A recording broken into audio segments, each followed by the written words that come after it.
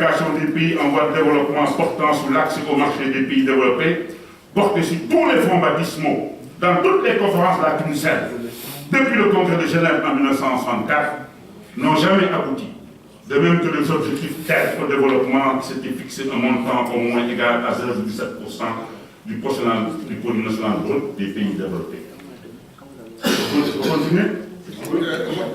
On va ajouter beaucoup de choses déjà.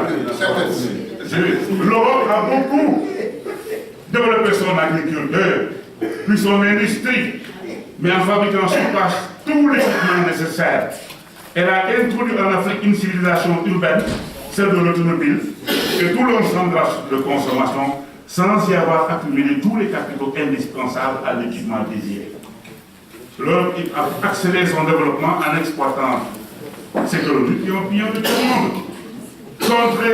Contrôlées par les sociétés étrangères et des intermédiaires non africains, les économies africaines, à l'aube de l'indépendance, après présenter toutes les caractéristiques du sous-développement. Faut-il donner crédit au livre retentissant de l'économiste guyanais Walter Whitney? Comment l'Europe sous-développe l'Afrique? Alors, je voudrais... Bon, là, je vois que je ne sais pas comment je vais synthétiser. J'ai déjà 16 pages ici que j'ai écrites. Bon, alors, je vais sauter. Chénia, il faut synthétiser. Moi, je vous ai dit de... Bon, alors, je synthétise. Hein. L'Afrique s'est longtemps épuisée à la recherche de modèles de développement. Le penseur sénégalais Cheikh Anta Diop a balisé notre histoire mouvementée et falsifiée en la replançant dans la trajectoire des sociétés humaines. Il a milité dès les années 50 pour la création d'un État fédéral africain. Senghor, Bourguiba, Nkrumah, Nyerere, Kenyatta, Nasser et même le tyrannique Sékou Touré, père à son âme, quelles que fussent les erreurs qu'on a pu leur reprocher, avaient un modèle africain.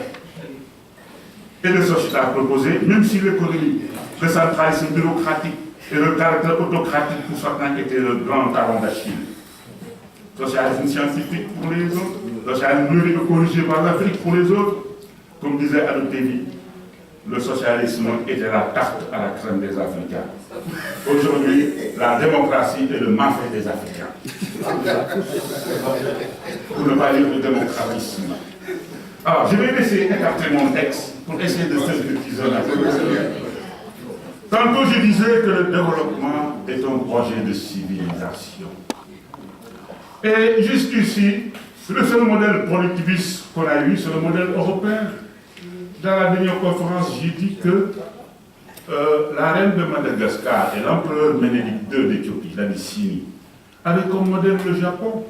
Le Japon a rattrapé et dépassé l'Europe en moins d'un siècle. Pourquoi?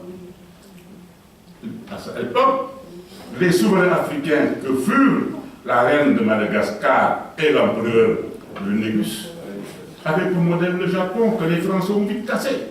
Ils ne voulaient pas entendre parler de ça. Les Japonais ont concentré leurs efforts d'abord en un élan culturel, en créant l'unité. Je me suis toujours demandé pourquoi les Africains ne créent pas un grand ministère de la production pour toute l'Afrique. Dans le cadre du Népal, ce qu'on aurait pu faire. D'abord en commençant par la colonisation intérieure de l'Afrique. L'Afrique n'est pas suffisamment colonisée par les Africains eux-mêmes. Les Américains ont colonisé l'intérieur de l'Amérique en mettant sur place la Tennessee Valley Authority. On a beaucoup d'Européens. À l'époque où l'Europe était soumise à la famine, à la disette, aux guerres interminables. Il y a des régions sous-peuplées comme le Gabon, le Moyen-Congo, etc. Il y a des régions où il y a de grandes concentrations humaines, où il n'y a pas de richesse.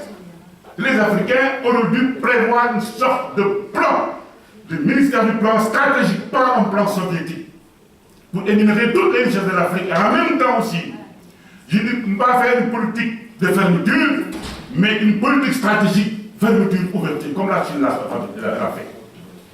Il n'y a pas, en réalité, un capitaine dans le navire. Nous n'avons pas de boussole, nous n'avons pas de gouvernail. C'est ça la vérité de l'Afrique aujourd'hui. Maintenant, on peut de manière sectorielle spéculer sur ceci. Ah, on a des gens qui ont société. On va développer le port de Brasilia. Enfin, ça va, on va bien par la mer. On va développer le port de, je sais pas, de Lagos, on va faire ci, on va faire ça. il n'y a pas de maintenance. Pourquoi? Parce qu'il n'y a pas de culture pour le développement. Ça commence d'abord par l'agriculture, ensuite ça se poursuit par l'industrie, et peu à peu nous allons apporter notre propre génie, notre propre marque africaine. Mais j'ai confiance quand même, parce que l'histoire, c'est très long, c'est la longue durée.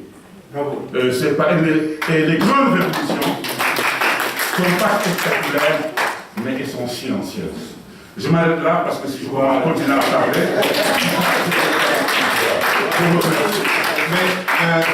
mais écoutez, mais